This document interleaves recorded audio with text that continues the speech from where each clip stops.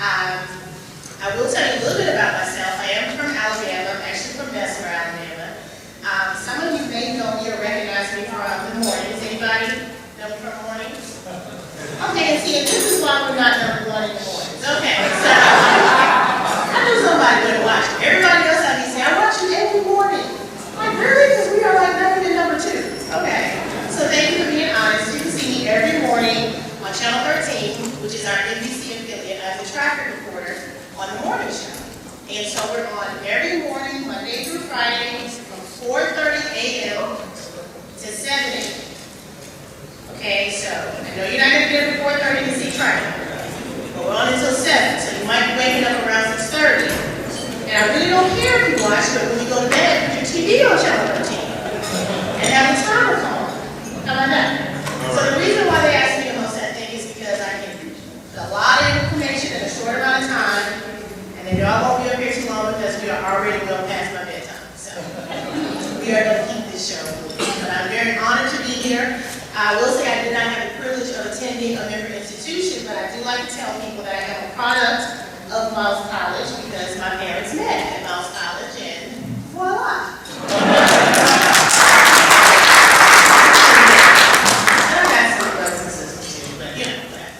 So at this time, I would like to bring up the mayor and Councilwoman Brent, Mayor Coachman, to give us an official welcome to the beautiful city of Fairfield.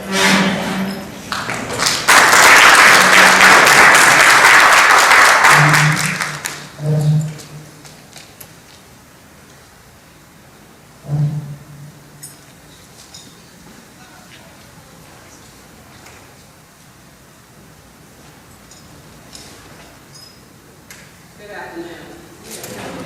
It is indeed a pleasure to have you here in the city of Fairfield. I'm Early Red, City Councilwoman, District 4. Your being here gives me energy. I've always said where there is a historical black college, there is plenty going on.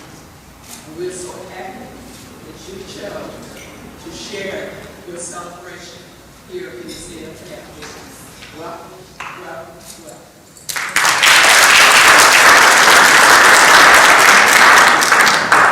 Thank you so very much, Ms. Elliott. I wake every morning to see you. I am Kenneth Coachman, the mayor of the city of Fairfield, and it is without a doubt that I must say to the Duchess of Fairfield, Mrs. Gloria DeJohn. Mrs. Bernard, you stay here. Stand up, Mr. Bernard. That's the Duchess of Fairfield. Give her a hand. And certainly, had it not been for her, I perhaps would not be here. It's very difficult for you to say to the Duchess no. But thanks to Mrs. Bernard and to our Commissioner Moore, as mayor of the city of Fairfield, it is my privilege to welcome you here this evening. And as Chief of Staff of Miles College, of which you said this is the home of Miles College, we greet you. On behalf of our President, Dr. George T. French, the citizens of Fairfield, we say to you, welcome, and we're so delighted to have you in our city.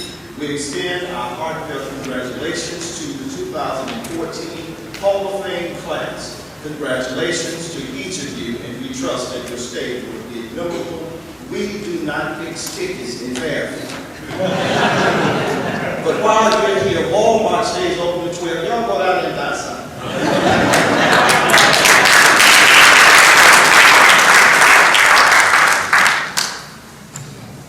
How do you mean you don't fix tickets? Like, what kind of tickets you don't fix? No? I was going to say, unless you know the way. Okay, thank you so much. So at this time, I would like to bring to the stage for board readings the SIAC Commissioner, Gregory Moore.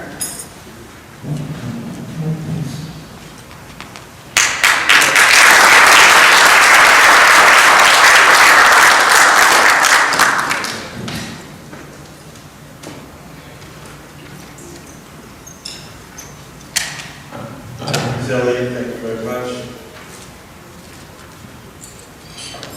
Mr. Mayor, City Councilwoman Brent, it is a inductees, friends and family. It is a great privilege to have the opportunity to meet all of you this evening.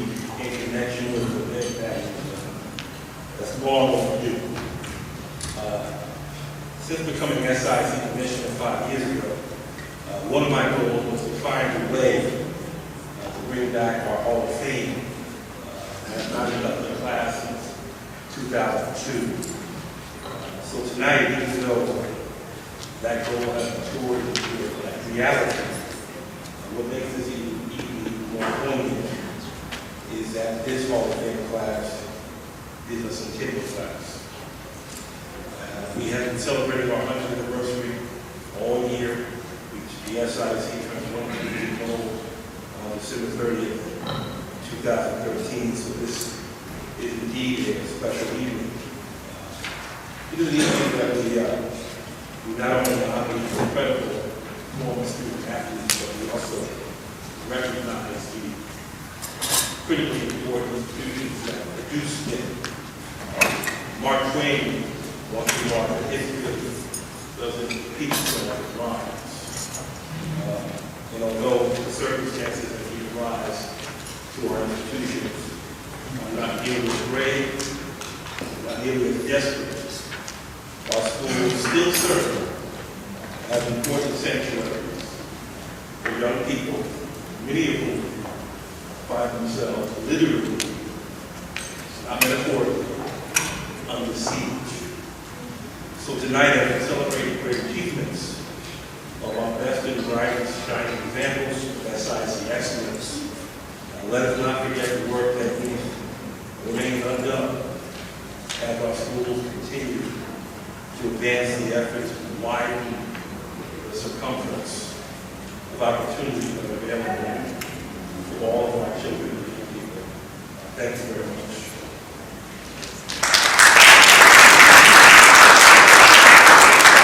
I would be remiss if I did not thank some of our sponsors that made this event possible. Coke, Nike, Citizens Trust. We got Curtis Willis from Sarah Nissan, Al Henson from the Birmingham Airport Authority. It's important to emphasize that all these folks believe and value our student athletes and our schools. And if you don't see some brand or Fortune 500 companies not present, not that we didn't ask them. You know, I'm paid to beg.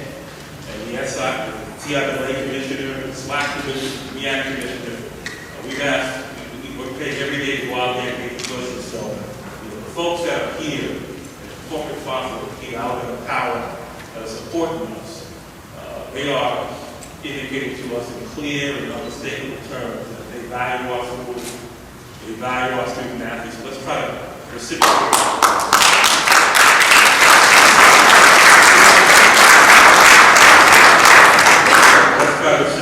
Across a nickel more on some occasions. Let's reciprocate their support because they've been long-standing partners in support of our schools. So my congratulations to the inductees and my thanks to Ms. Elliott. Let's get the show going. Thank you.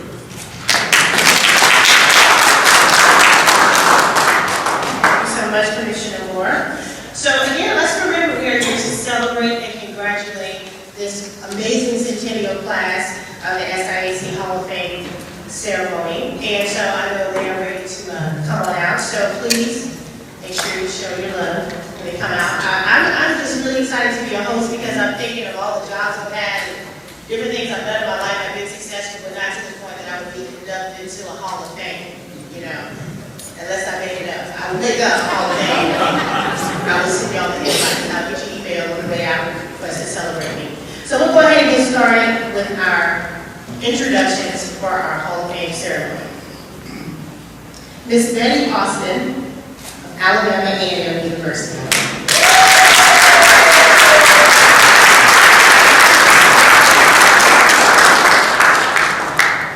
Miss Betty Austin. Lonnie Bartley of Fort Valley State University.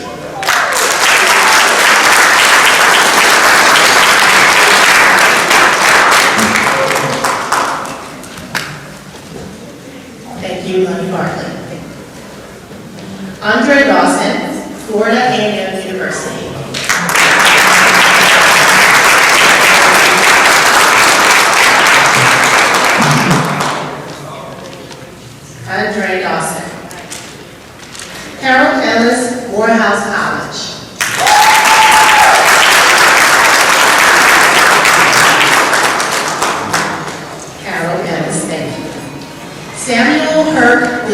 South Carolina State University.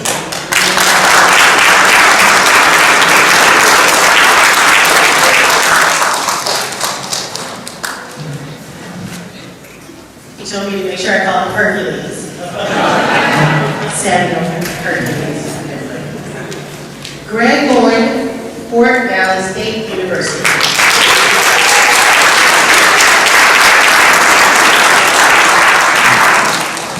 Greg Lloyd, sorry.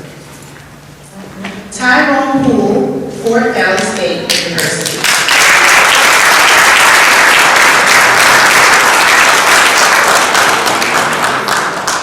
Tyrone Poole.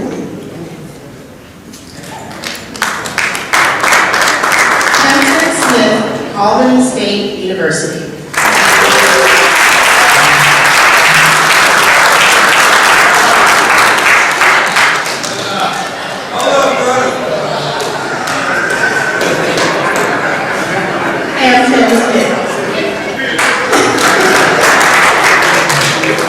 Let's hear it again for all of our Hall of Fame inductees.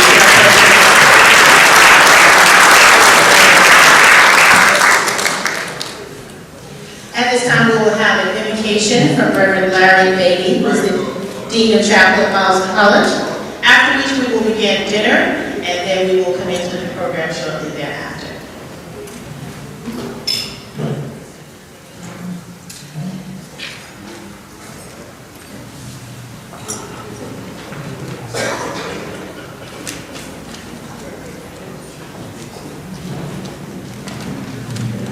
May we bow our heads.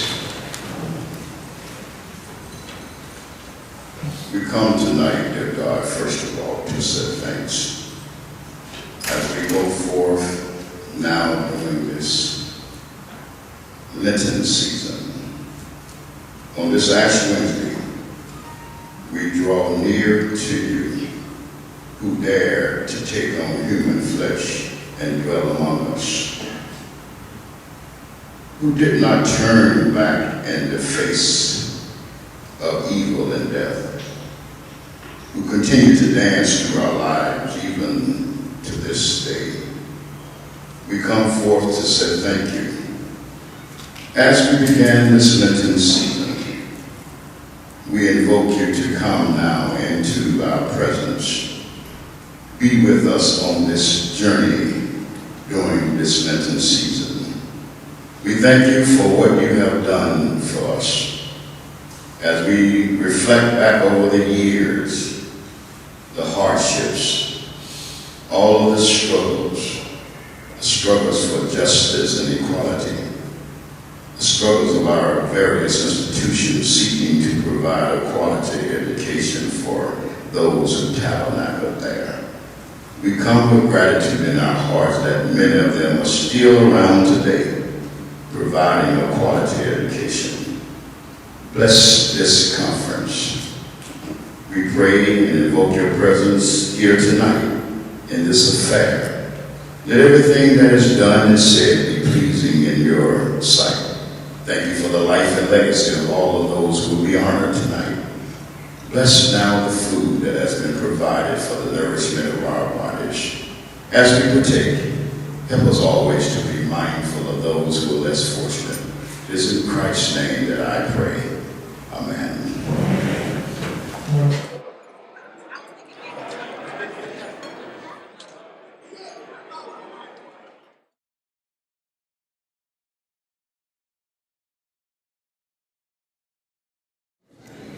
So I want to tell you a little bit about why you're here. Hopefully you know why, but the SIAC Hall of Fame was established to preserve the history and celebrate the accomplishments of former student athletes and coaches that have excelled on the playing fields while pioneering integrity, sportsmanship, and character off the field.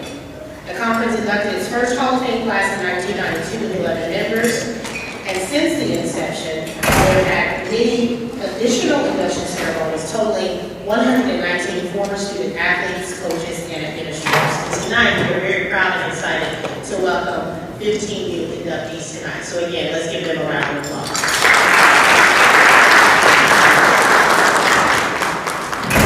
We are honored to have many of our inductees from the evening present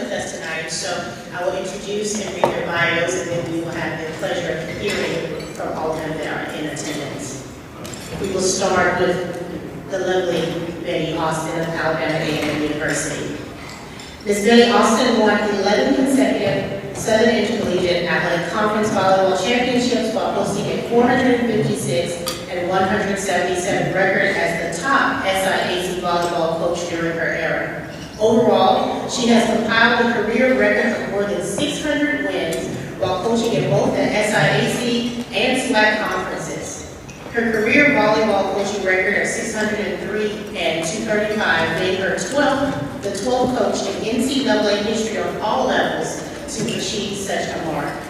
During her career, Austin was named Coach of the Year on 17 occasions while competing in both the SIAC, where she was awarded 11, and the SWAC for 6.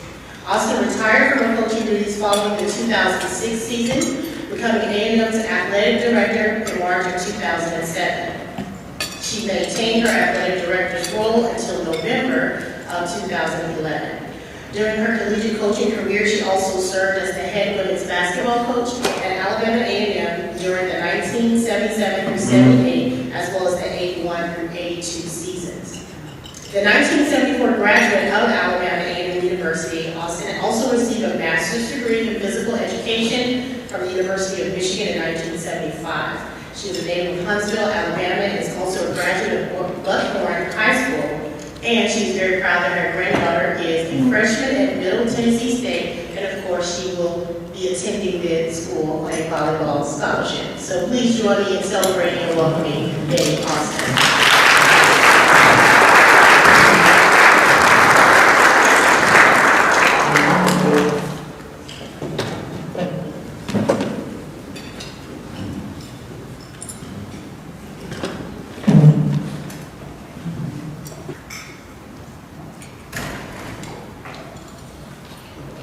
Good evening. Good evening. Thank you, Ms. Elliott, for taking the time to read that pretty long bio. I'm so grateful to be here this evening and just to share in this program. I was reading an article a little while ago when Robin Roberts of Little One in America was inducted into the, I believe it was the LSU Hall of Fame. And she said that she wished that her name started with an A instead of an R so she could go first. Well, I'm just the opposite. I wish that my name had started with an R so I wouldn't have to be up here first. But however, most people who know me will tell you that I am really out of my comfort zone this evening. Especially when being honored for something that I have loved to do. However, I am really overjoyed to have this honor bestowed upon me. To be inducted into the Hall of Fame is one thing, but to be inducted on this centennial year is very, very special. When Commissioner Moore called to inform me a few months ago that I had been selected, I was very thankful. And I really thought I had been nominated and selected by someone who was still part of the SIAC. Then I guess maybe a week or so later, I got this call from our sports information office at Alabama A&M University, and Mr. Brendan Lucas informed me that he and his graduate assistant had nominated me. So I am very thankful after my retirement at Alabama A&M that there's still someone there who thinks I'm still pretty special.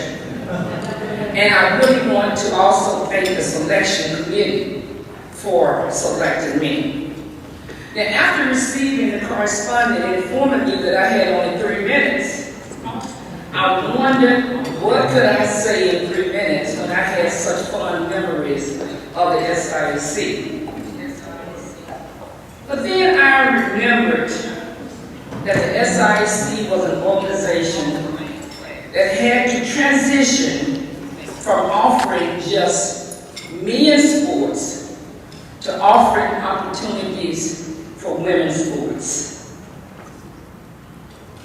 And I am reminded of the work that the SIAC did in allowing these young women an opportunity to not only compete, but also compete and encourage them to be the very best that they could be and to represent their institution at the highest level. To those men, especially at a time when so many individuals thought, well, if we give women's sports opportunities, it was going to take opportunities away from our male sports. To those men of the SIAC who had the vision to see how it would strengthen the SIAC, I say thank you to those men. I also would like to say thanks to the many student athletes, and some of them are here with me this evening. I'm trying to get through this without being very emotional, because anybody who knows me knows that I'm a very emotional person. But I came out on the stage, I saw that the table was kind of full, and I thought, well, maybe they just put to fill my table, because when I called them, I said, it'll only be 2 people. But they surprised me by showing that I want all my friends and former student athletes to know that I am grateful that you're here this evening. I'm also grateful that for all the hard work that you did for Alabama A&M and the way that you respected the SIAC, who was our governing body. And to those coaches that I worked with and coached against, you too will forever be sketched in my heart. And if you dreaded playing Alabama A&M, I say to you that you made me a better coach. Yeah, right. So to Commissioner Moore and the Southern Intercollegiate Athletic Conference, it is an honor to be rewarded and recognized as an inductee in your Hall of Fame class of 2014. Thank you.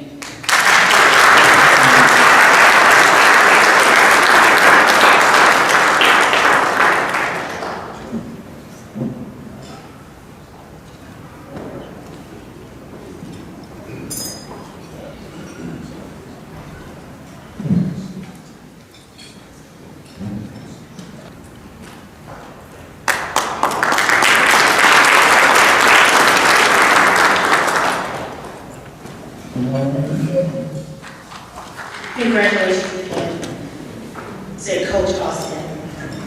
Just a little housekeeping note.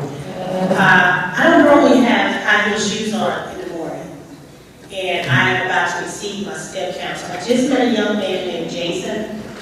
Jason, would you mind putting a chair over here? Thank you. And we'll make it through the evening. All right. We'll talk about that. Thank you. Thank God, good. Thank you, sir. Just that. Jason, that's his name. That's a good American right there. Y'all give it up for Jason. Good American. Good American. Now we have the privilege of welcoming to the stage Lonnie Bartley of Fort Valley State University. As the head women's basketball coach at Fort Valley State University, Lonnie Bartley took the Lady Wildcats basketball program to new heights.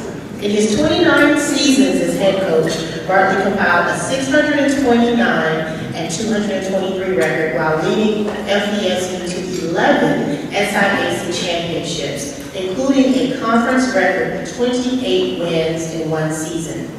With more than 600 wins, Bartley is the all-time winning women's basketball coach in Black college history. Bartley coached his teams to 10 SIAC championships and 18 NCAA playoff appearances.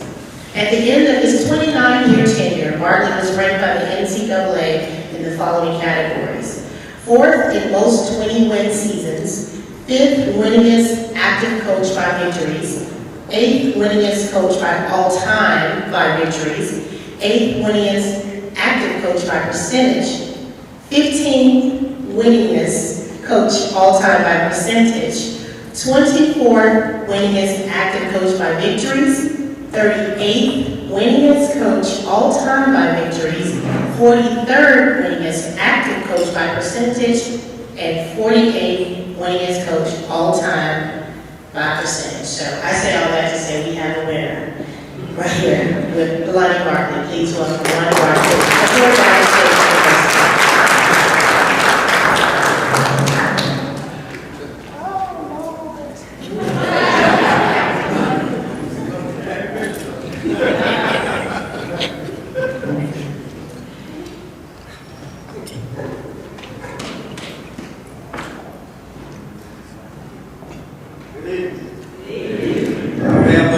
Up here. I know that Betty Austin has always been a tough act to follow. I'm telling you, straight up, if you ever coach against her, and here I am with here trying to follow Betty Austin. Never in. I don't have a speech,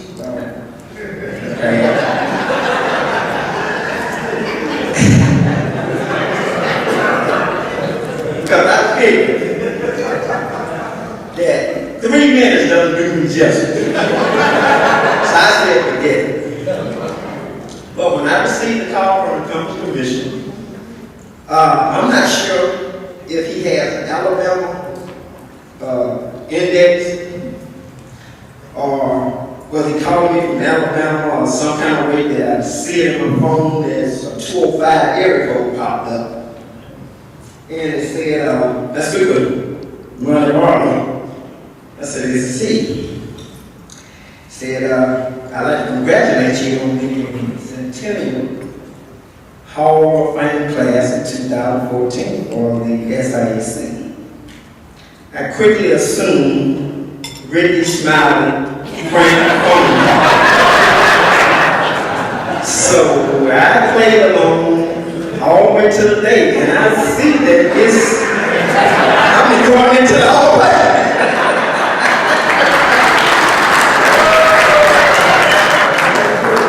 But so if I didn't sound enthused, Mr. Moore, I'm very appreciative of the committee of at Fort Mill State for recommending Tyrone, Gray, and myself to be inducted into this centennial class. So I want to introduce my family here as came over to share in this with me. My sister Mary, my brother Buford, my niece Tara, and her daughter Naima. One of my former players here, Andrea Long. She played volleyball for me. You know, and I noticed I won a lot of championships, but something didn't get in my bio. But I like to brag on it. I graduated every one of my basketball players.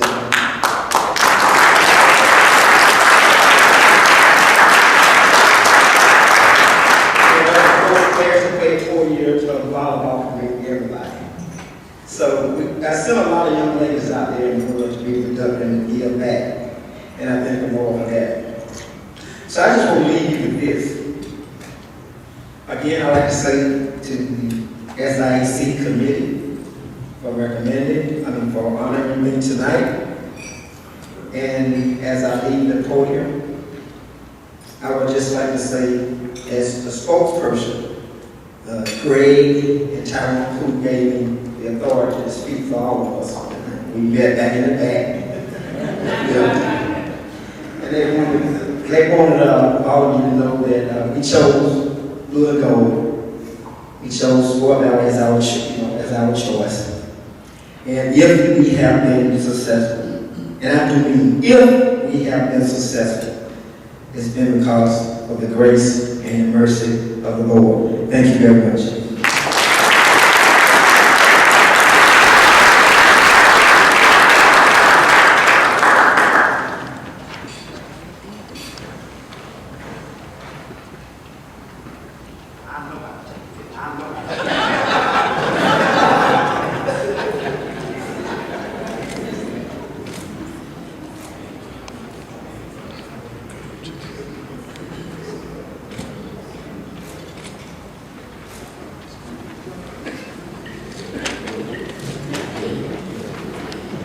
Thank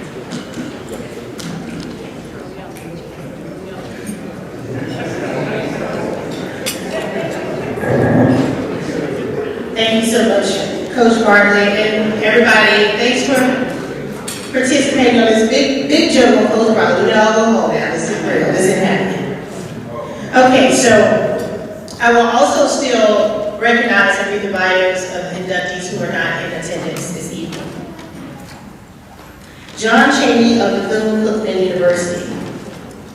John Chaney's legendary college basketball career began in the SIAC as a standout player for Bethune-Cookman College. Chaney played for the Wildcats from 1951 to 1955, leading the team to the 1953 SIAC championship and berths in the NIA National Tournament in 1953 and 1955. His career-high 57-point game against Knoxville is recorded, but most of his individual records have been lost. It's believed he scored over 3,000 points and is recognized on the school's all-time scoring list. After coaching on the high school level, he received his first college position, which was at Chaney State, where he compiled a 232-56 record. Combined with leading the program to the 1978 Division II National Championship. After a decade at Chaney, Coach Chaney moved on to the Division I level at Temple University. He guided his Temple teams to the NCAA tournament 17 times, reaching the Elite Eight 5 times, before retiring in 2006 after 24 years at the former Big East Conference School. During his coaching career, Chaney led his teams to an overall record of 741 and 312 and 31 postseason berths. In 2001, he was inducted into the Naismith Memorial Basketball Hall of Fame. So let's recognize Coach John Chaney.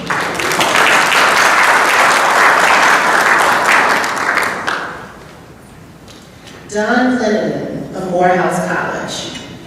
During his tenure at Morehouse, Clendenin became a 12-sport letterman in football, basketball, and baseball. He received contract offers from both the Cleveland Browns and Harlem Globetrotters. Clendenin, however, decided he wanted to teach and began teaching 4th grade upon graduation. He was later convinced by his stepfather, former Negro Leagues baseball player Nish Williams, to attend a Pittsburgh Pirates tryout camp in 1957, and he signed with the team as an amateur free agent shortly afterwards. Williams also served as his baseball coach while at Morehouse. Prior to attending the Pirates tryout, Clendenin played semi-pro baseball with the Atlanta Black Crackers. Over the course of his 12-year Major League Baseball playing career with the Pirates, the Expos, the Mets, the Cardinals, Clendenin posted a career batting average of .274 with 1,273 hits, 594 runs scored, and 682 RBI.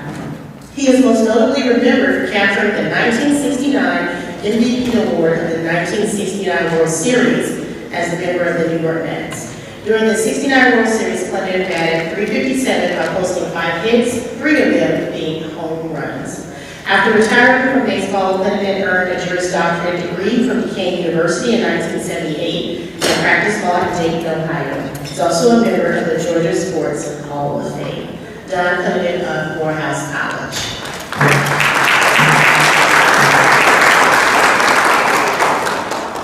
Andre Dawson, Florida A&M University.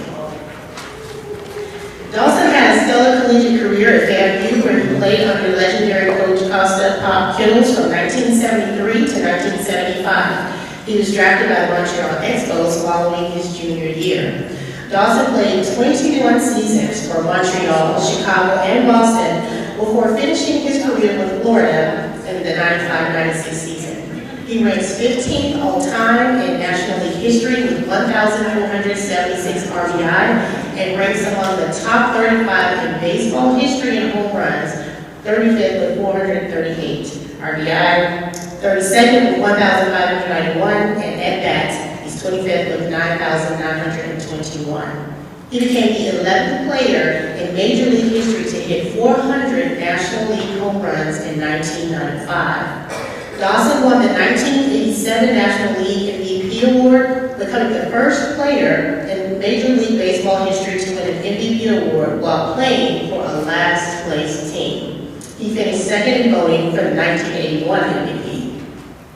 An Big Ten National League All-Star and Rollins Gold Glove Award winner, Dawson totaled 2,774 hits and 314 stolen bases for 12 consecutive seasons. He tied a Major League record by hitting 2 home runs in 1 inning in 1978 and again in 1985. He won the Jackie Robinson National Rookie of the Year Award in 1977. Dawson joins Bobby Bonds and Willie Mays as the only Major League Baseball players in history with over 400 home runs and over 300 stolen bases. Dawson and his wife Vanessa and their children Darius and Amber reside in Florida, and in 2010, he was elected to the Professional Baseball Hall of Fame. Join me in welcoming Andre Dawson, Florida.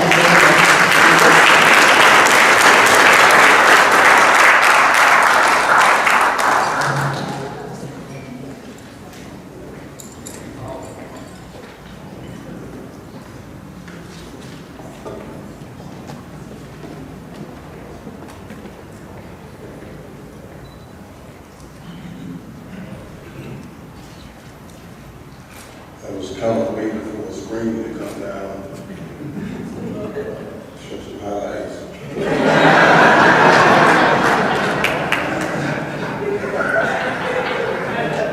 That sounds like the only thing I ever did in my life was play baseball. I prepared a speech, and I'm going to deviate from it because of the time allotment, my restraints that were under. First I want to say, you said you get up at 4:30. I need a 4:15 wake up call. So that's 6 o'clock. Thank you. You know,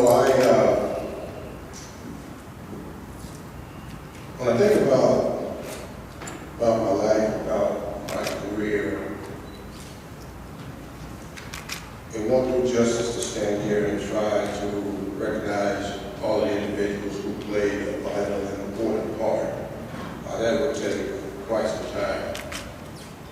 However, there are 3 individuals that are most influential, and all 3 of those individuals in my life of baseball, are women.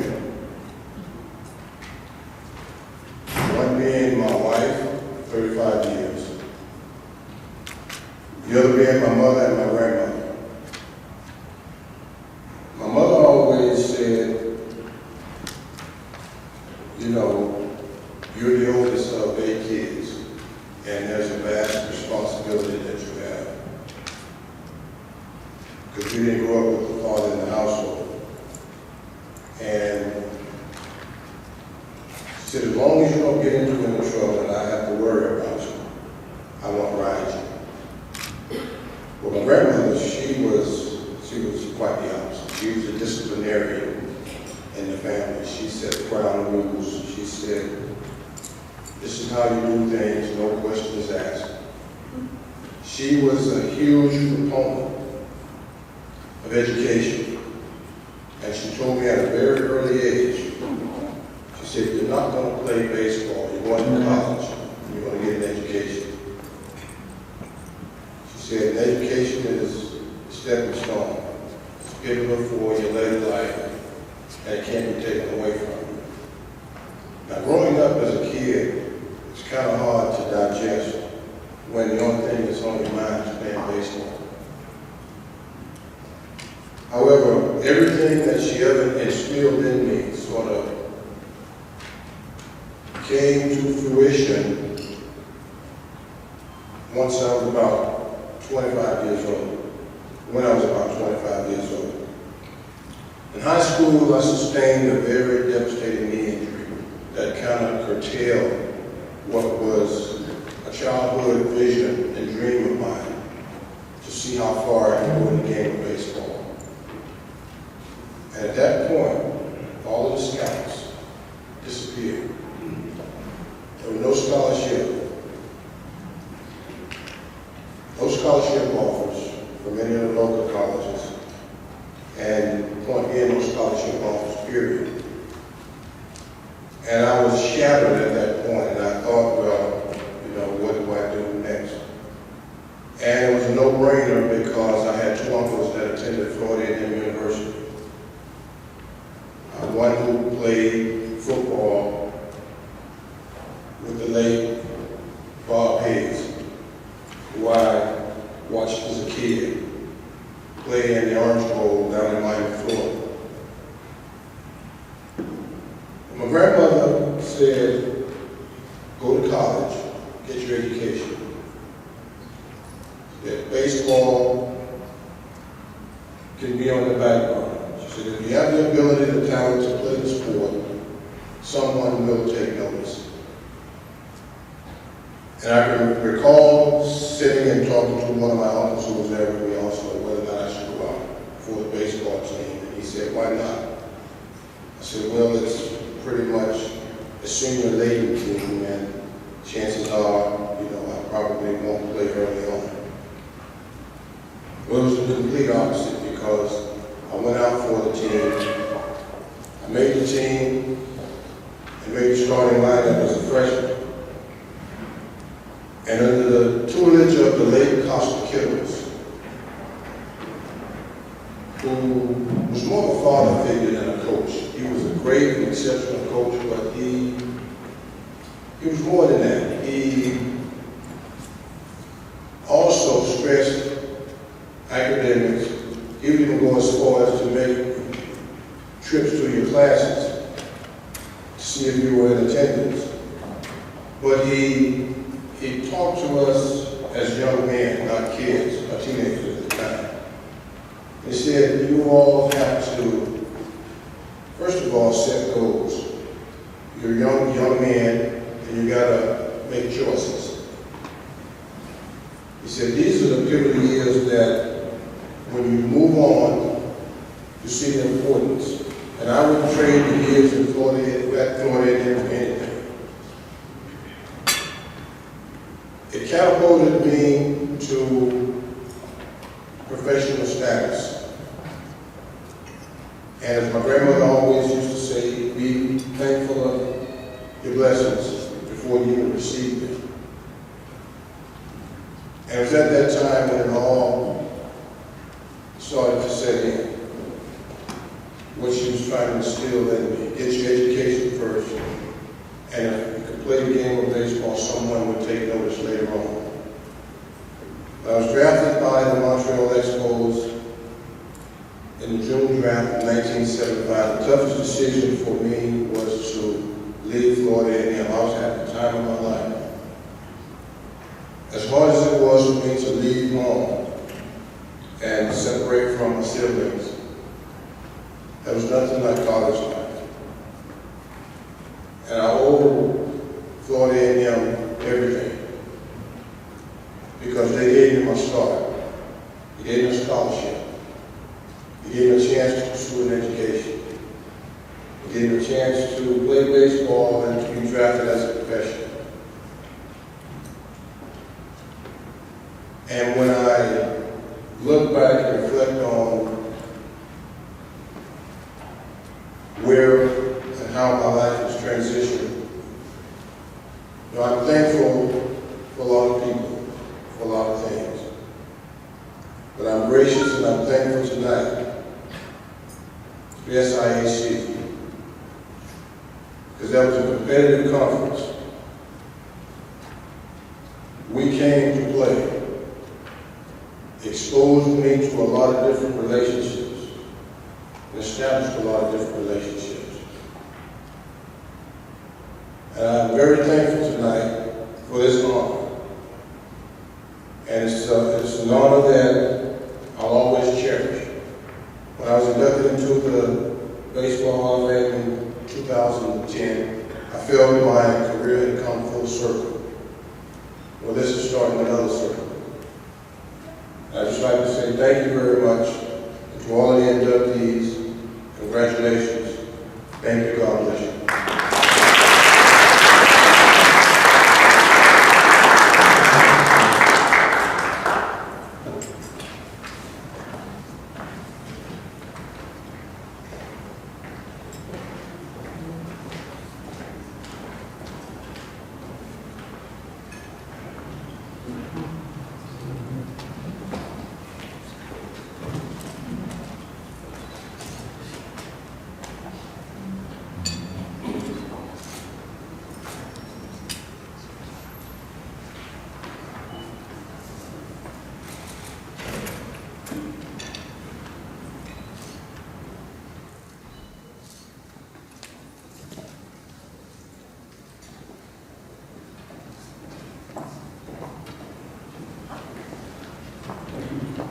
give it up again for Andrea Nelson.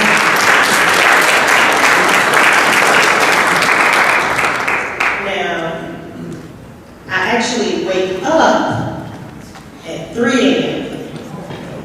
Then I hit snooze until 3:45. But I can get you 4:15. I got you. I'm gonna need some notes from some of the Hall of Famers as well, because I probably will get to work late tomorrow because I'm past my bedtime. But it's our Hall of Famer, they'll take it, and we'll be there. I also want to remind everyone there is a gift for everyone in attendance on the table, so please enjoy that. And I also want to ask all of the inductees to please make sure you stay so you can get a group photo of everyone at the end of the ceremony.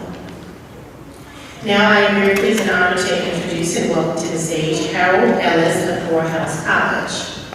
A 1992 graduate of Morehouse College, Ellis was an outstanding NCAA Division II player who led the Maroon Tigers in scoring each of his 4 seasons, which was 1988 through 1992. He became only the 5th player from an HBCU to have his number retired, which was number 30. During his 4-year career, Morehouse had a 90-30 record. A former pro player in 4 leagues, Ellis averaged 5.8 points per game in 3 NBA seasons with the LA Clippers and Denver Nuggets. Ellis spent 6 seasons as a minor league coordinator and scout with the Atlanta Hawks.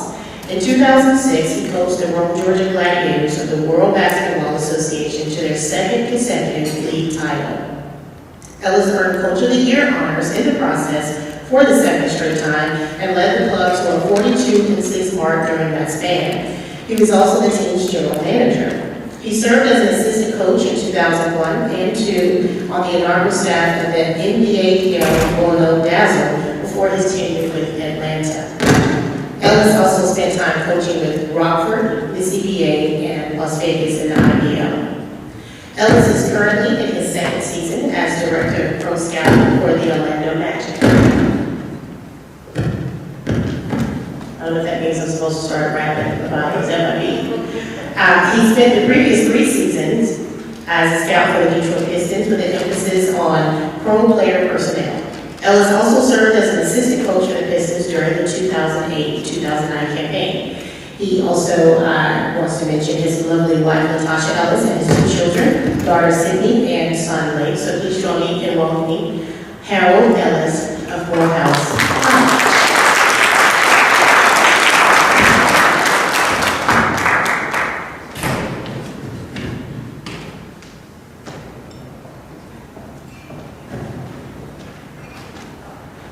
Good evening.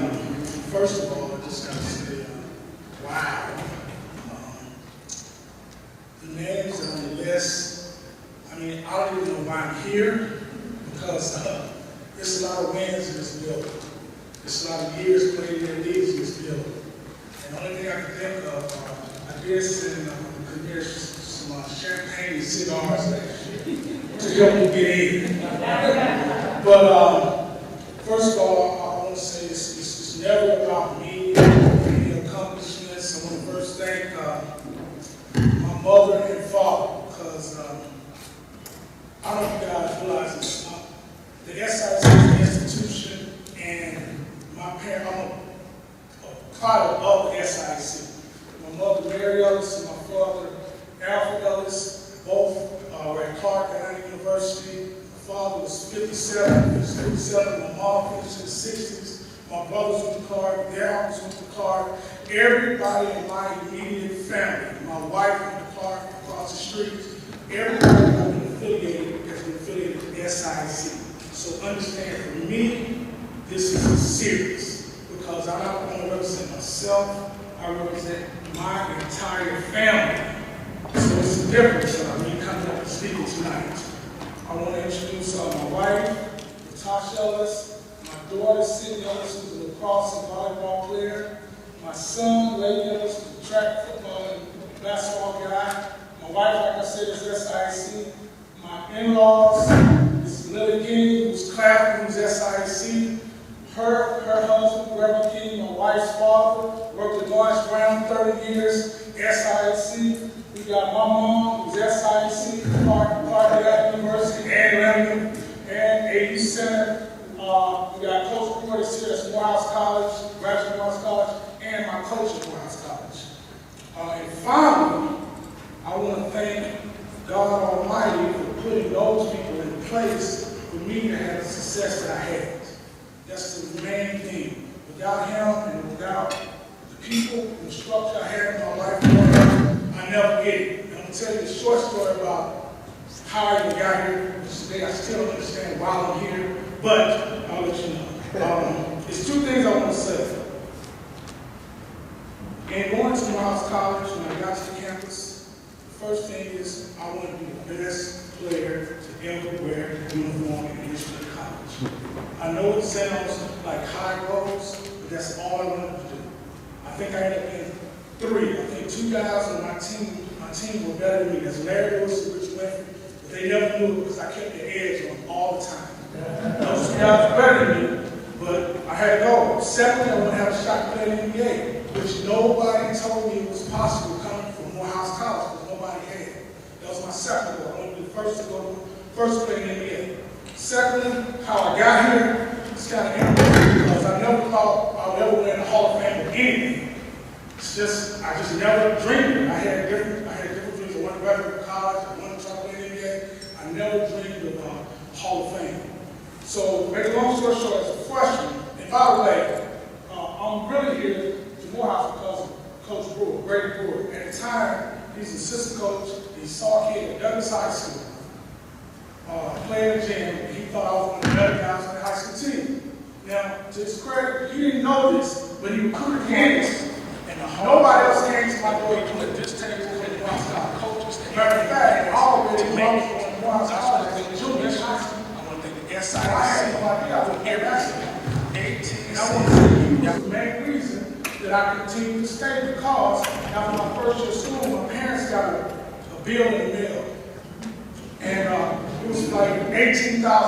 Everybody know about, black colleges. You get a bill. They tell you you're coming on a scholarship, but, at the end of the year, you get a bill.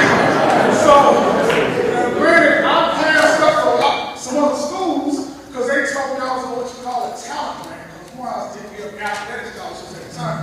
So I had to keep my grades, play sports, and hopefully get paid while doing it for my education. So I get a bill, and I'm Coach who remembers this. I called him, and I'm the dorm, I said, Coach, I got a $20,000 bill in the mail. My parents, they said to me, college, Coach, I'm going to have to leave. I was freshman, I'm going to have to go somewhere else. So all the other coaches, he called him. So he said, hold on for a second. He calls the president then, Dr. Leroy Keefe at Morehouse at the time. And I don't know if he knows this. Dr. Keefe called my dorm room and asked me one question. He said, Harold, do you want to stay at Morehouse College? I said, yes. He said, all you got to do is keep your grades up, play basketball, and you'll never get a bill from Morehouse College again. So I thought about it. I said, wait a minute, I had signed the paperwork. This was all on the phone. Not even a handshake. So I don't know. And he said, matter of fact, we never have to go to another line at Morehouse College again. I said, okay. I said, thank you, Dr. Keefe. Fast forward 4 years later, I get to administration building, all my classes, grades, everything great. I get to turn the financial slip. So the lady looks at me. When I get up to the front of the line, I hand her my transcript and everything. She looks at me, and I see her eyes get real big. And I said, oh. I said, Jesus, if they hit me with 20,000 freshman, they're going to hit me with 100 grand this year after course. So I look at her and she said, Mr. Ellis, your balance is 18 cents. I said, what? 18 cents. So I looked and I thought about the books, I thought about the tuition every year. So I was just curious. I said, what is 18 cents for? She said, well, in the library, you turn in a book late, you didn't pay fine. So I'm just letting you know, a lot of times, it ends up being something you never expect. I never expected the Hall of Fame, and I'm going to tell you, it cost me 18 cents to get it. It's not about the cost of what it took to get it. It's about the price and the hard work that the people at this table and the people and the coaches that helped me in the past to make it. And I also want to thank the commissioner, I want to thank SIAC for everything. 18 cents got me into the Hall of Fame, which is one of the highest honors in my life. The highest honor in my life. So I got to thank God, my family, Morehouse College, Coach Brewer, Coach McAfee, Commissioner. Just think about it, 18 cents. A lot of people pay a lot more. But I'm really appreciative. I just want to thank everybody that's got inducted tonight. I'm really just glad to be here. You know, we got Dawson, Bartley, Austin, Lloyd, Shannon Shaw, Coach Cheney, all these guys I looked up to. Paul, I'm just happy to be here. I've always been a guy that just barely got in and just turned something to nothing. I just want to thank all you guys who've just been a part of for me. Thank you again, and thank you all to my family and my coach.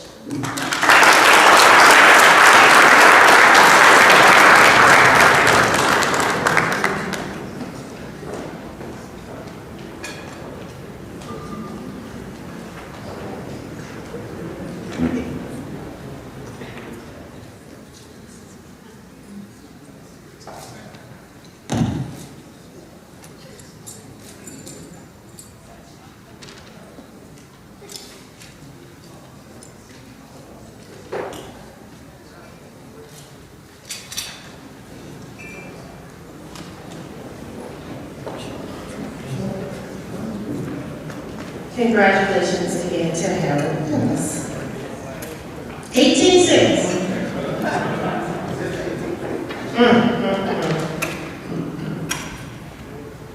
Just got an email notification of my student loan bill. 18 cents. He in the whole thing.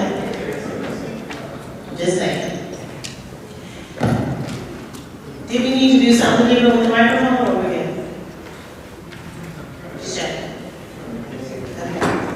We'll move on. Willie Gallimore, Florida A&M University. Gallimore, known as Galloping Gal, is considered one of the greatest running backs of his time. He was a four-time All-SIAC selection and three-time Pittsburgh Courier All-American. He also led Florida A&M to 4 SIAC football championships and 1 Black College National Championship. He holds the current career rushing record title at FAMU with 3,592 yards, averaging an astronomical 7 yards per carry in 1955. He holds these records despite not playing much more than a half, as the powerful rappers under Jake Gaither often were able to play reserves for the duration of the game after halftime. Gallimore played 6 seasons with the Chicago Bears until his tragic death in an automobile accident. He was also a member of the College Football and FAMU Hall of Fame. He was inducted into the Family Sports Hall of Fame in 1976. We would like to congratulate Willie Gallimore of Florida A&M University.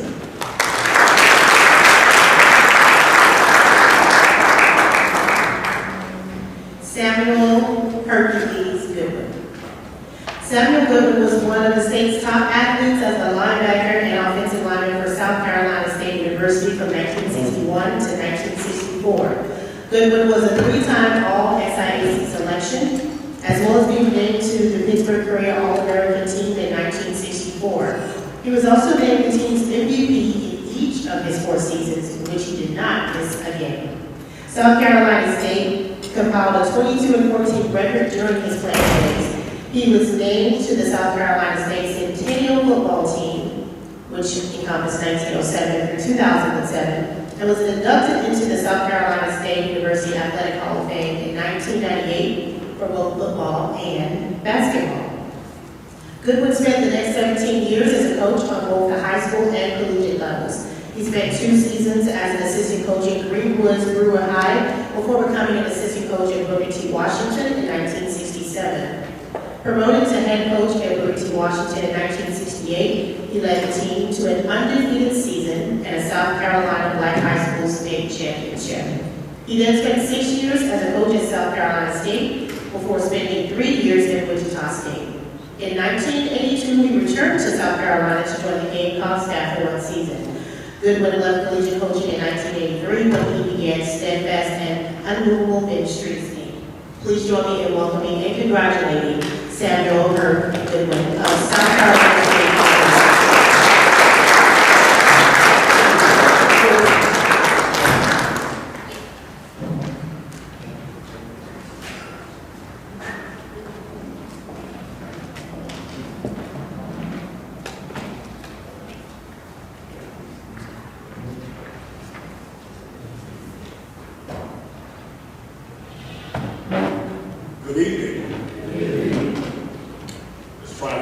Good evening. I give God all the praise, the honor, and the glory in Jesus' name for this induction. Also like to thank the selection committee, Mr. Gregory Moore, for selecting me into the SIAC Athletic Hall of Fame. I am humbled to be inducted into such a great group of men and women represented here tonight. Thank you to Bill Hamilton and Kevin Lewis of SC State Sports Information Department for recommending me. When I ponder this honor, I think about our families, all the pastors, teachers, coaches, employers, co-workers, classmates, students, and players that have helped to mold and shape me to be productive in society. I think back to Perry Thomas Elementary School, Mrs. Martin, Booker T. Washington High School, Mrs. Adams in Columbia, South Carolina, and South Carolina State University, Coach Bale. I praise God for those hard and compassionate teachers and coaches I had. My deceased parents, Belton and Annabelle Goodwin, and my older brother, Belton Jr., who assumed the role of my parents. My father and mother-in-law, Mr. Elijah and Mrs. Marie Brand, who have raised our children. My wife, Fanny, whom I started dating in 1959 at the South Carolina State Color Fair. That relationship developed into 50 years of blessed marriage. She always put her career ahead of mine, and she is the rock of our family. I love you. Thank God for all my children, daughter-in-laws, grandchildren, siblings, family members, and all of the steadfast 57 members for loving me regardless of how I acted. Terrible at times. Coach Russell Bradley Sr., who gave me my first job at Brewer High School in Greenwood, South Carolina. Mr. Stoneball Richburg and Coach Robert Poole, who hired me at Booker T. Washington High School in Columbia, South Carolina. Coach Willie Jeffers, who called me and offered me a position on the football staff at South Carolina State University in 1973, and thought enough of me to take me to Wichita State in 1979. When I could not attend the University of South Carolina after high school graduation because of my race, later Richard Bell hired me to coach football there in 1982. To all the students I taught and coached, I thank all of you for putting up with me. God still is not finished with me yet. At age 40, I left teaching and coaching to go into an independent Pentecostal ministry by faith under Dr. Frederick K.C. Price called Steadfast Christian Center. And I've been the founding pastor there for 30 years. All of you pushed me, nudged me, urged me, exhorted me, and developed and disciplined me to be the best that I could be.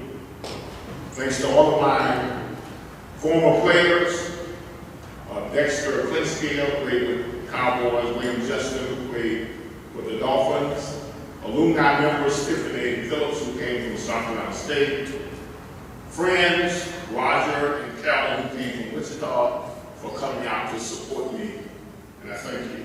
Throughout my life, two scriptures have sustained me.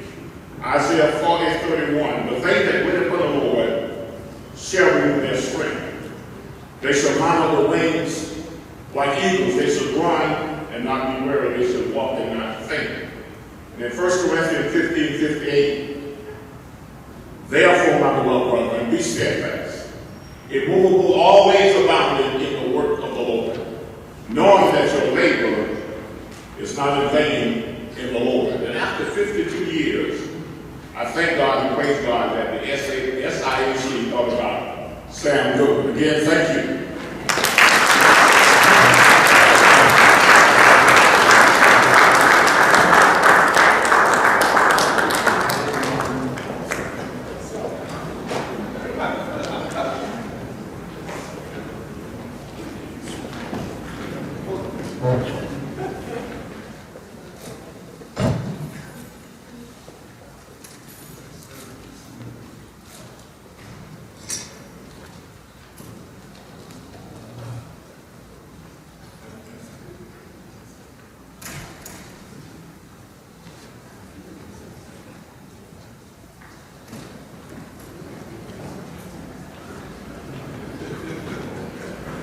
Congratulations again, Hercules.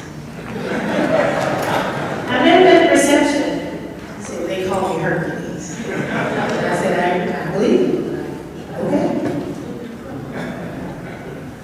We now would like to recognize Clement Johnson of Florida A&M University. Johnson was an SIAC and All-American selection as a senior at FAMU, finishing his career as an all-time leading rebounder as well as one of the top scorers in the school's basketball history. Clemens played 10 seasons in the NBA and won an NBA championship as a member of the Philadelphia 76ers in 1983. Today, he serves as the head basketball coach of his alma mater, and he was inducted into the Family Sports Hall of Fame in 1986. Congratulations to Clement Johnson.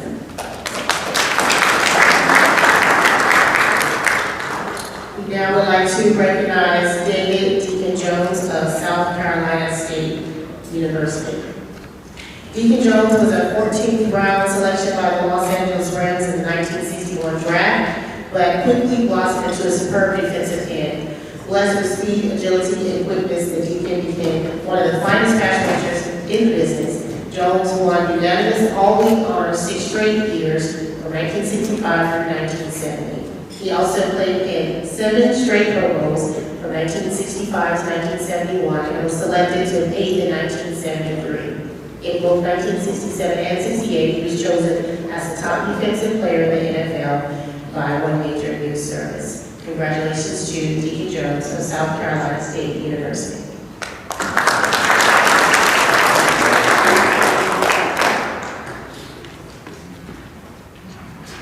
I would now like to welcome and congratulate Greg Lloyd of Fort Valley State University.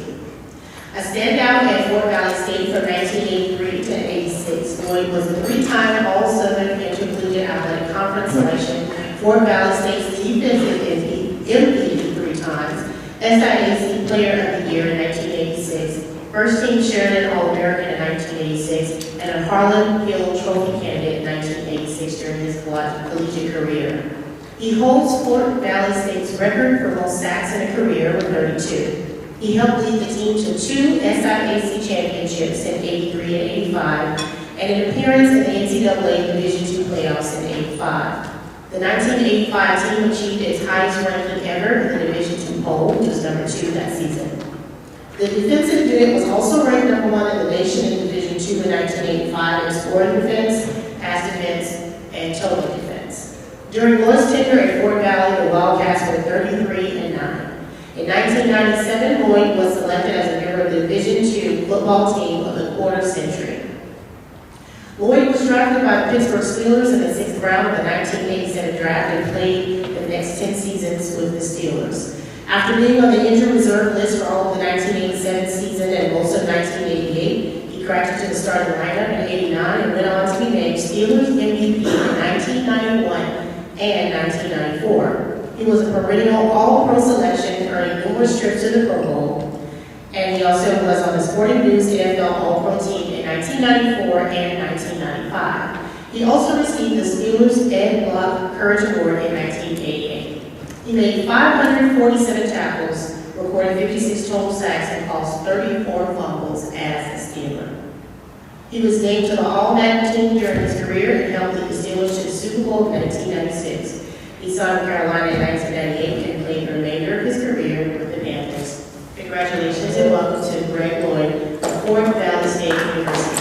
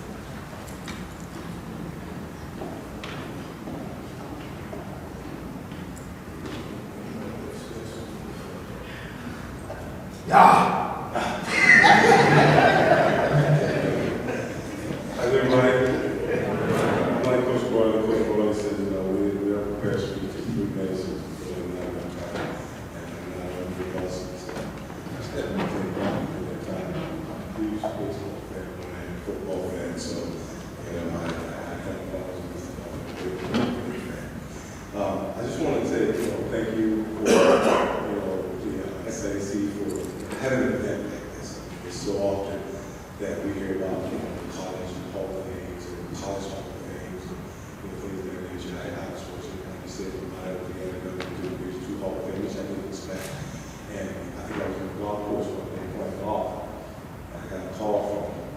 deep voice guy said, this is, somebody more I never heard of. You got it enough into the whole thing.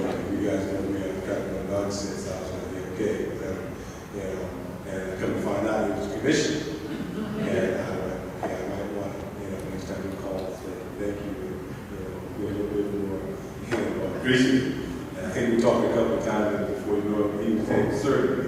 It was kind of funny, but, I can stand here and say this could be a lot of people. I played in the SIAC with people that I thought were, probably better than me. And I think like Mr. Ellis said, we would never say it to them, but we just had to go out and work hard. And so I just think, the SIAC thinking enough in the selection today, thinking enough of me the way I played the game, in college to have me here on this stage. And, congratulations all to Tyrone and of course Mr. Ross, all the guys, especially these guys because, they're for God. And so I just got to really go. And I look toward here to see Ham Smith, everybody looking at me like, it was like a nightmare. He's very wrong. And I got Gary Land over here, who's like a nightmare to me. And my sister sat at the table and she said, oh God, I heard you call there, man, we hate replay. And I went to her like, go say that. But I just like to acknowledge, I have my family, and my wife definitely, and my son Gregory, my sister Jeremy, my brother Elliot, and my brother Tony. And at the end of the day, all the accolades and everything that we have and everything we talk about, it comes back to family. And these are people who are working and employed, in my life, and that's something that I need to just, advise whether I want it or not. They're going to give it to the sister's been there, when I was in college and broke. You guys know how that is, like I said, we were Pell Grants and things of that nature in college, we didn't have any money. And one of the players, and my sister who was, working, I think, at Shoney's or something like that, giving me money to go to school. I was a freshman and she was a senior, so that relationship was always been, his way. And, my older brother used to think to both of us got bad knees now. And it's like, who can run fast as neither of us? But, and then my son, who's thinking that, we're following his dad's footsteps. He went to UConn and he got graduated. He got big play 3 years. He's a free agent now. He's home, training with his dad because he wants to get it right. He doesn't really know how that makes me feel. To have him, come home and want to get it right and want to follow my footsteps. So I'm appreciative of that. So here we are at the SIAC, Hall of Fame, and we're at the centennial. Wow, it shows me, like you said, this could be bad last name. Some players here, some guys that I played with, standing in the spot, they chose me. And they chose me, and I'm honored and I'm grateful. But, I like to say, one thing about me, I think that people, understand, people know me, people who don't know me, misunderstand, is that everything that I strive to do is about perfection. I'm an alpha dog. I'm an alpha man. And what I mean about that, I don't mean to say that, when I decide I'm going to do something, I'm going to do it. I'm not going to be on your second team. I'm not going to run down the field on special team. I'm not going to be there. If I say I'm going to do it, I'm going to do it. So when I decided I wanted to play football, I want to be the best at it. In my head and in my mind, every time I worked out thinking that nobody's working out like me.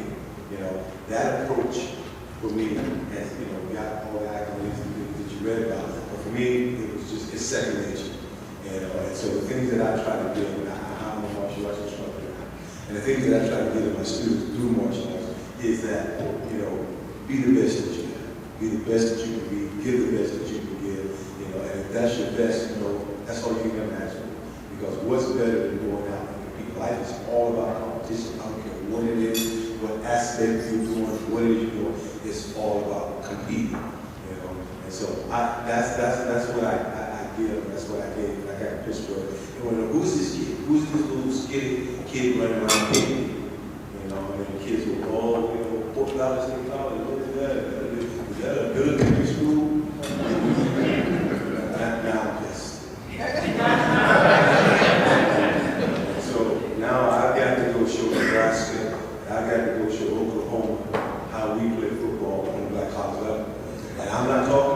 about one play. I'm not talking about one practice. I'm not talking about 1 year. I'm talking about every play, every down for the next 12 years. You set the pace. You do that, people can forget about, SIAC, really do talk about it. It becomes football and football player.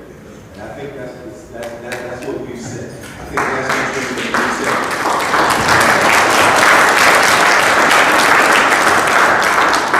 The young guys that are coming behind us, that has to be what we have to preach to them. It doesn't matter where you're at. It does not matter where you're at. Do the work. Go to school. Go to class. But be the best at it, whatever it is. I just happen to be, I tell people, I never tell Coach Barr, but when I was playing football, I didn't go to work. It wasn't work. I can't believe for 12 years I didn't have a job because I didn't see it as work. It's like, you actually want to pay me to go get this game every day, as hard as I can, and to try to make it work. You guys are paying me, right? I'm in. I'm not on that. Sign me up. And that's true. But that's true. That's what this is here. That's why I see this SIAC. That's why I see it. You agree with players in here, whether they're past players that are here in the moment. But there are players that, have put it out there. I'm glad in a way that he was not a hard act ball. D. Jones was great. I can truly say that. I played golf with D for probably the last 12, 13 years out in San Diego. And I would still be sitting on the beach, so he'd still be talking. And just a great guy, but one of those guys that we talked to, he also just made me understand that the way he played football and the way I was playing football at the time is the way he played football. And so, I'm thinking that somebody to recognize it, on this level and come back almost 20 years, since I've been in college and say, hey, listen, we appreciate not only what you do in college, but what you do now, or where you carry yourself, or what you do today. I'm going to say, it's a God-given talent, and I think to be doing anything less than what God has given us, then, it's like that, it can disappear. So no matter what facet of life we're in, and that's when you non-sport playing people anymore, no matter what facet of life you're in, be the best. Set the standard. You set the standard. Don't be it. You got to be that. I know this sounds crazy, but this is how people. When people say, hey, listen, I'll meet you at 3 and show up at 3:30. I can't stand it. Let there be a standard. That's something my coach taught me. Coach Doug Ford, that's something he taught me. Practice starts at 3:30, 3 o'clock, and I try to live by that standard. I try to give that to the people in my life. So I thank you guys for, being attentive. Thank you guys for, listening to my, small story. But at the end of the day, this is what matters to me because SIAC is family. When I see somebody from Tuskegee, somebody from, whatever, it's still family. When we play against them, I'm going to give them everything I got. But it's family because it comes from that conference. And so, I root for them when I see it. I root for the guys that I see in the league now that are coming from this conference because that's what it's about. When you look around in this room, it's small, but it's family. And I thank you all. It's like everybody showed up to see me. That's how I feel. That's how I feel. You showed up to see me. 70,000 people screaming in Pittsburgh. They came to see me. They didn't come to see our quarterback and our running back. They came to see me. And it showed them. So that's the way I live my life. If you guys talk to me, you'll find out that I'm kind of on there. But listen, man, I love you guys. I love my family. Thank you guys for showing up. Thank you guys for having patience. And listen, patience. And thank you guys for putting on an event like this so that we can come up and share this with people who probably just knew of us and didn't really know us and get a little bit of that. Thank you.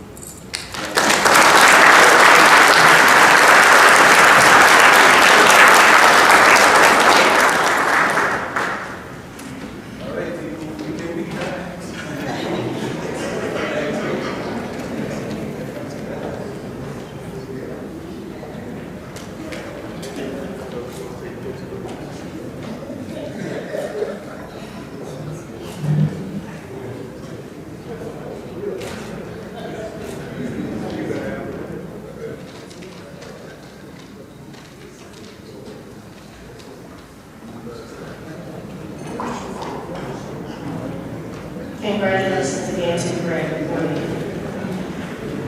I'm glad you said you're a martial arts instructor now, because it was either that or a midnight love DJ. Or something. You know, y'all would like that.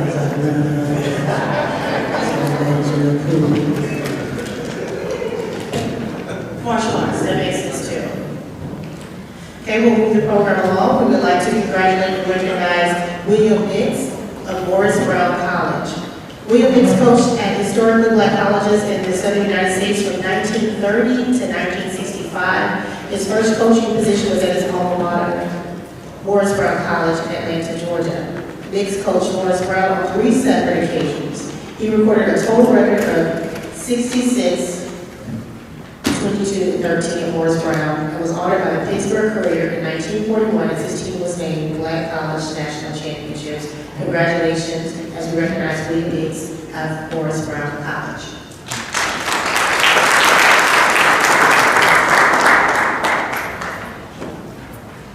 I'd now like to congratulate and welcome to the stage Tyrone Poole of Fort Valley State University. Poole was a consensus All-American pick at cornerback as a senior at Fort Valley State University in 1994 and was the first-round draft pick by the Carolina Panthers in the 1995 NFL Draft. He went on to a 13-year career in the NFL and was part of 2 Super Bowl championship teams with the New England Patriots. And he was blind to everybody with earrings earlier. During his days at Fort Valley State, Poole helped lead the Wildcats to 2 SIAC Association championships and was a first-team All-SIAC pick in 1993 and 1994. He was named SIAC Defensive Player of the Year in 1994 and was named All-American by the Associated Press and the American Football Coaches Association. He was named to the Division II Team of the Quarter Century in 1997. He was the 22nd overall selection in the 1995 draft by the Carolina Panthers, making him the first Fort Valley State player to be drafted in the first round, and he was also actually the first defensive back taken in the draft that year. He was named to the NFL All-Rookie team in 1995 and helped lead Carolina to a 12-4 regular season record and its first NFC West title in only the franchise's second year of existence. Poole is the second Division II football player inductee from Fort Valley State, joining 2001 inductee Greg Boyd. Please welcome to the stage Tyrone Poole.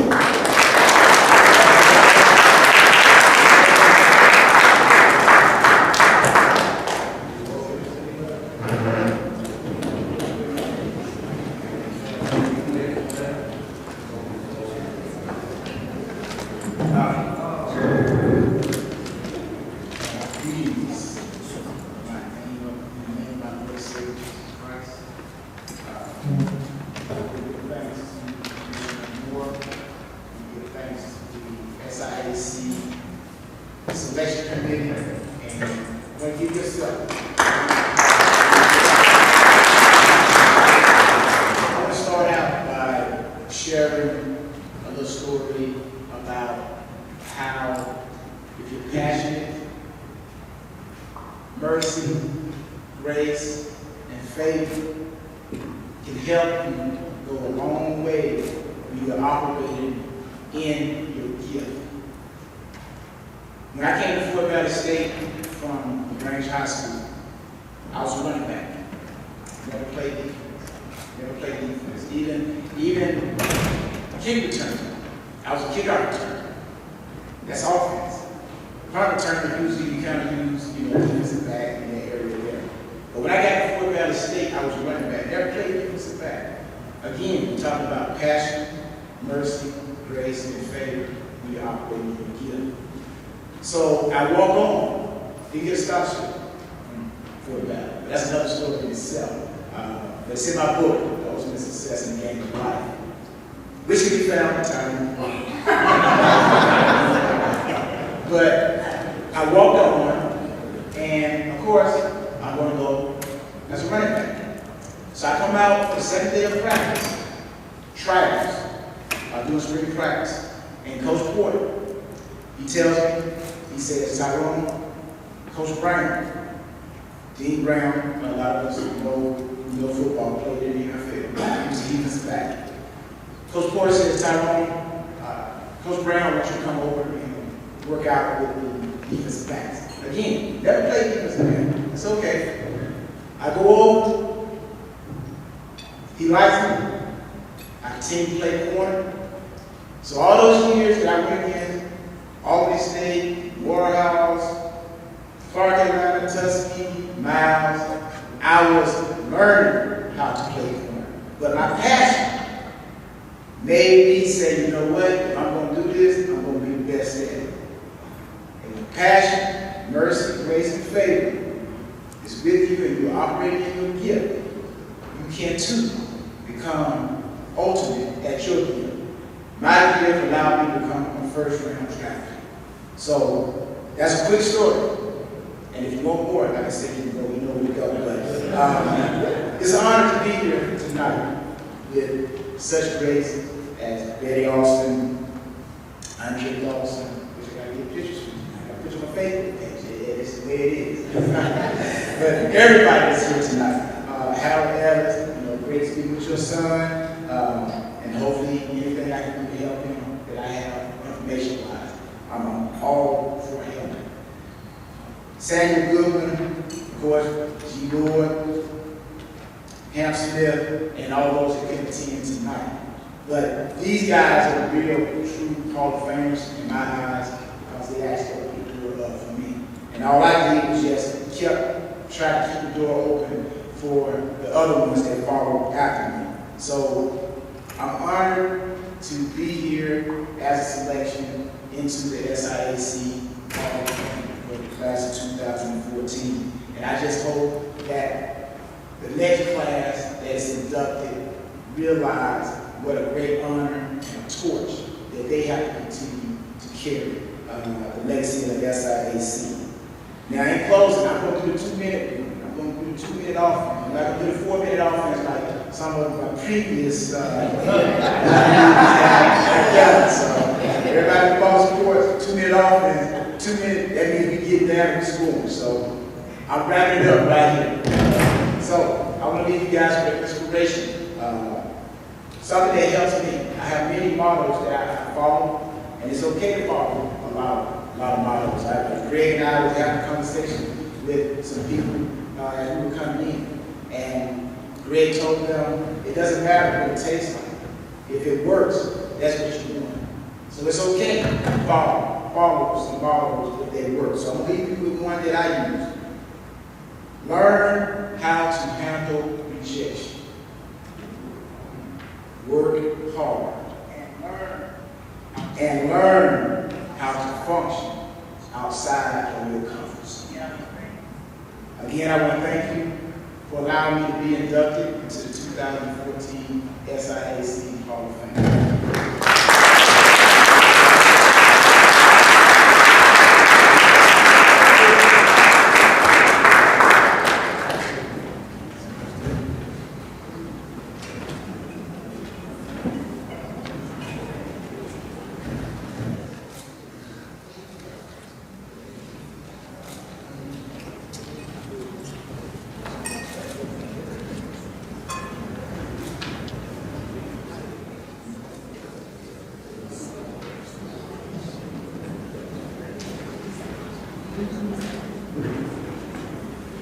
Thank you so much, and congratulations again to Tyrone Poole.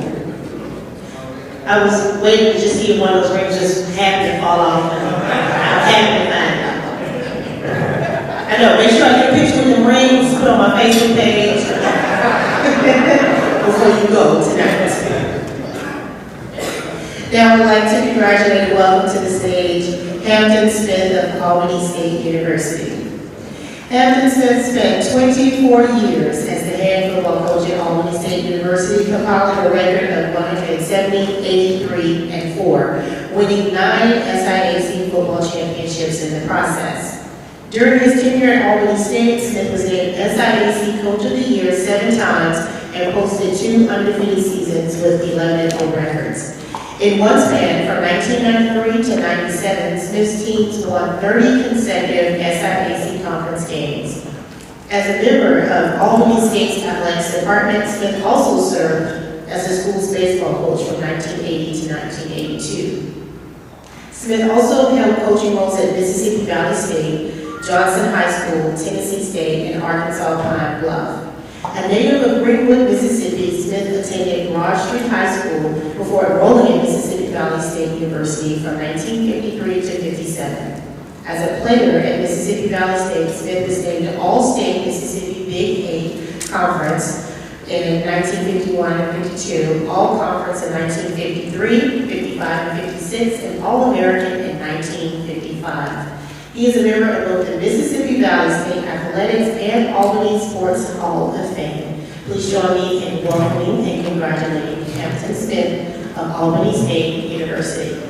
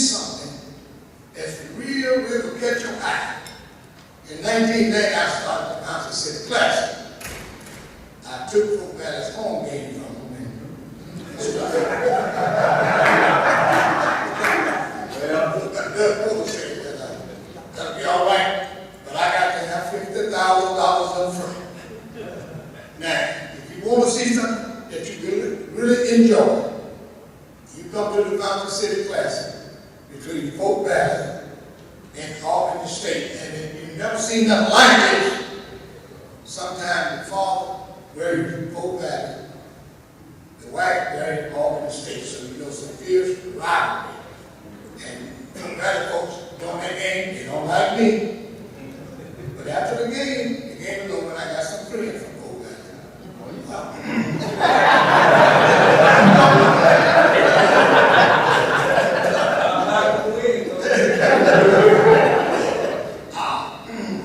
there's nothing like it, you know, that round. And it's in Columbus, Georgia. It'll be the last week of regular season for the Division II. And I encourage all of you to attend, and you won't regret it, and you won't forget it either. But the SIAC had some real super athletes, and I'm a fan of all HBCUs. We need these HBCUs.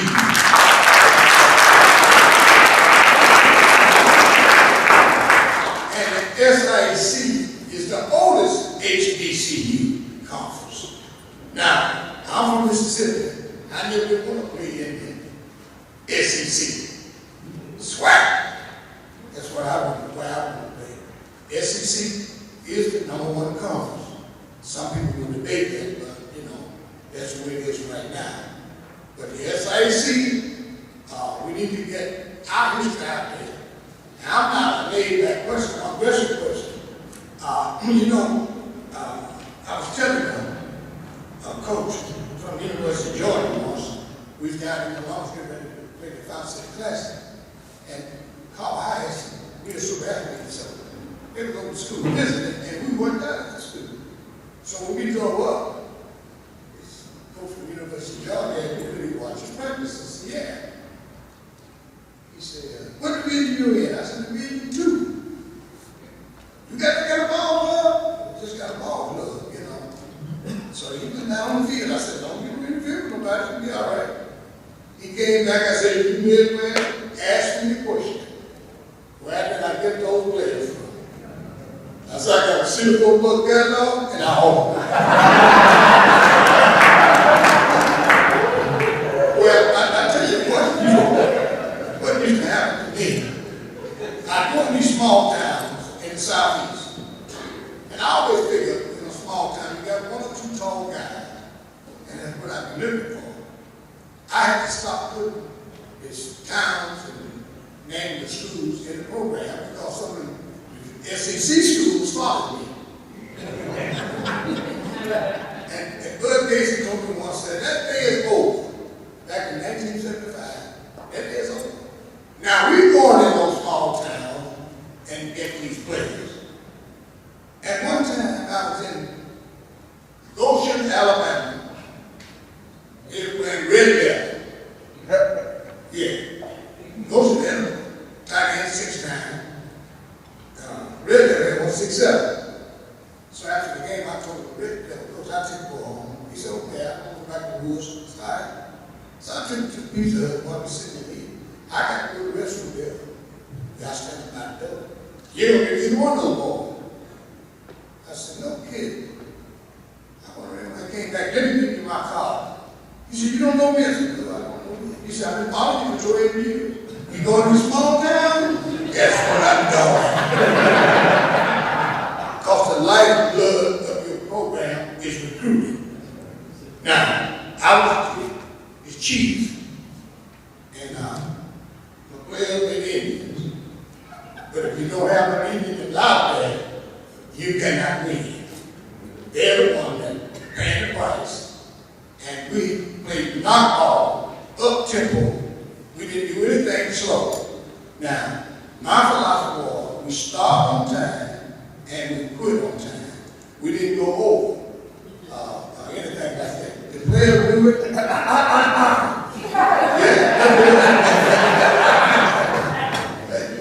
But you know, really, I always got, when I got to work after 2 hours, they got the time. Well, let it go. So it become complicated to be stay too long. So we followed our schedule. But I enjoyed coaching in the SIAC. I coached in the SWAC twice, and I coached in University of Pine Bluff and Tennessee State.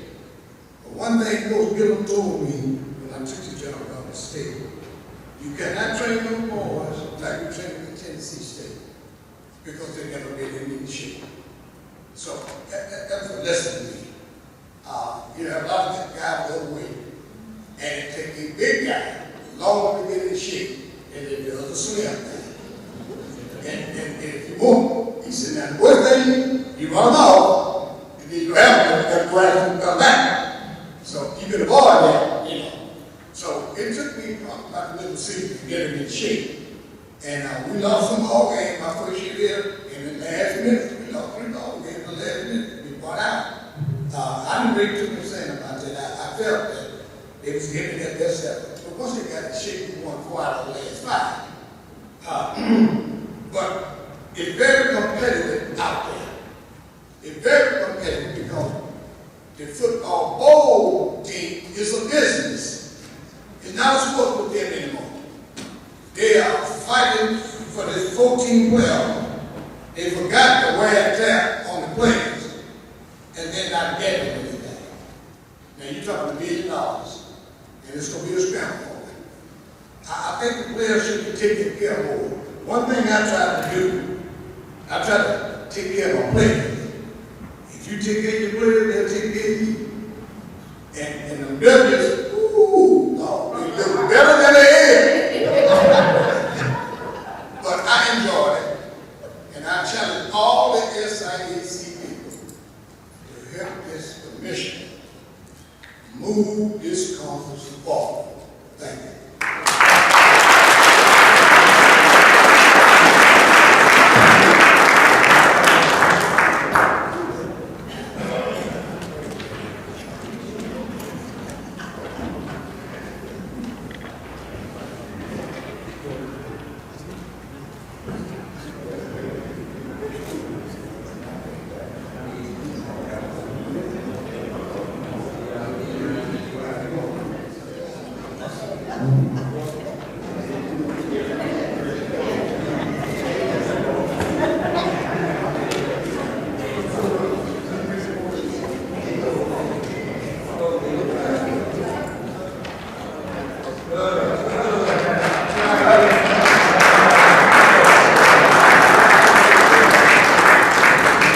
Congratulations again, Coach Smith. Our final inductee for the evening is not actually here. I'm not going to read the entire bio, but we do want to acknowledge and congratulate Shannon Sharp of Savannah State University. A native of Libertyville, Georgia, Sharp was a standout receiver at Savannah State College, now Savannah State University, from 1986 to 89. He graduated from Savannah State with a degree in criminal justice. I'm going to skip down to the last paragraph. He retired 14 seasons after being in the NFL as an all-time leader in catches, yards, and touchdowns by a tight end. Sharp led the Broncos in receiving 6 times and the Ravens once. He was named first-team All-Pro and All-AFC in 1993, 96, 97, and 98, and was selected to the NFL's All-Decade Team of the 90s. Sharp was enshrined into the Pro Football Hall of Fame in 2011, and he is also a member of the Division II Football Hall of Fame. Congratulations to Shannon Sharp of Savannah State University.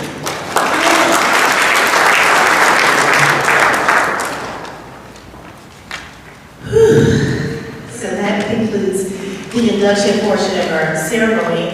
I would like to personally thank all of you for attending, and I also would like to thank the commissioner and everyone on the staff who invited me and helped me be a part of this evening.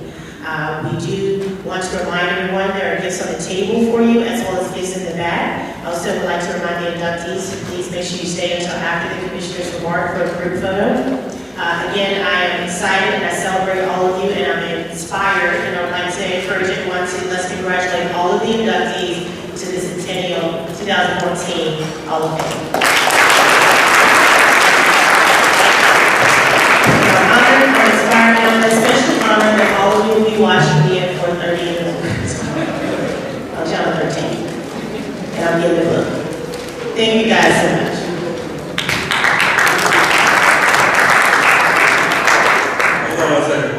First of all, I want to just offer, let's give Miss beautiful Miss Elliott a round of applause.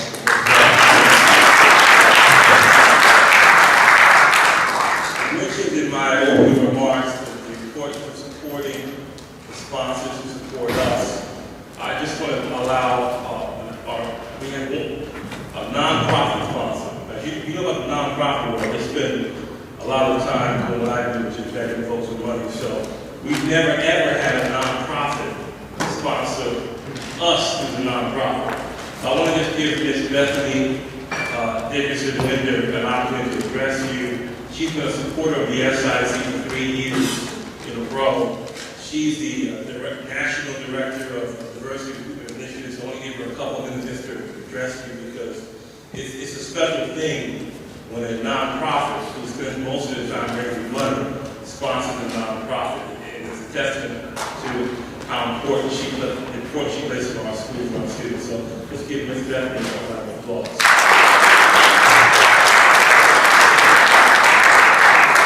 Thank you very much, Commissioner Moore, and congratulations to all of you inductees and greetings on behalf of the city here. On behalf of our co-founder and CEO, Michael Brown, and our president, Jim Alphonse, wanted to just share with you what an honor it is to be, for the 3rd year, a proud sponsor of the SIAC. And there are 3 questions that all of you might be asking yourselves tonight. And I want to be respectful of everybody's time. And at the same time, I wanted to also do my best to briefly answer those 3 questions. First of all, who is City Year? City Year is an education nonprofit organization that's celebrating its 25th anniversary this year, based in Boston, 25 sites across the country and 2 international affiliates. And what we do is equip youth and young adults who are 17 to 24 years old to go into our lowest performing public schools to serve as role models, tutors, and mentors by improving attendance, behavior, and course performance in reading and math, all in an effort to end the high school dropout crisis. And we hear too often about the negative stories about our community. And I wish the media was here tonight to celebrate all of these successes. That being said, one of the important aspects of our work is to build strategic partnerships with organizations that are doing good work to create educational, leadership, and service opportunities for our young people to go on to change the world. Why are we here? We're here because we are proud to be affiliated with the SIAC. City Year values the HBCU community, and in fact, the core members that are members of City Year come from a variety of different colleges and universities and high schools. And specifically, there are 3 HBCUs that are leading the way in helping to prepare our young people to change the world.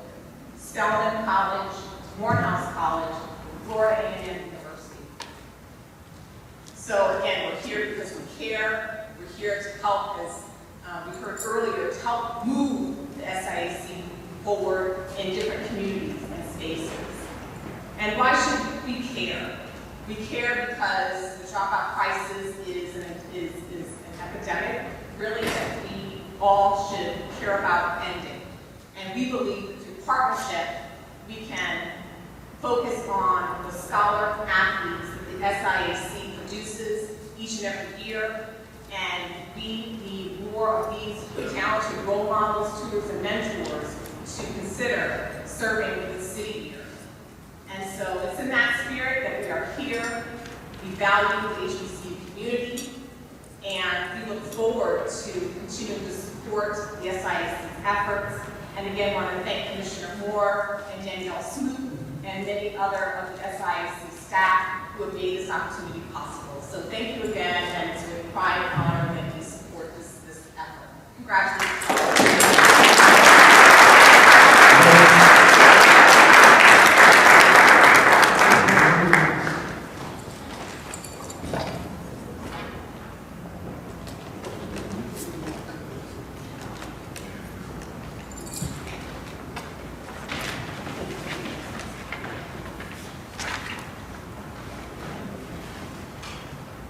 We have some party gifts, as Ms. Elliott mentioned. We have credits, such as commemorative Hall of Fame credits back for all of the attendees tonight.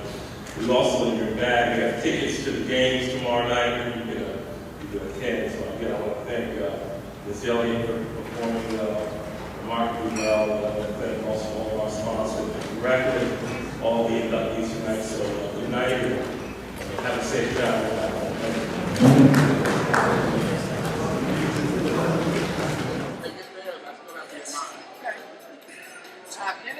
messed up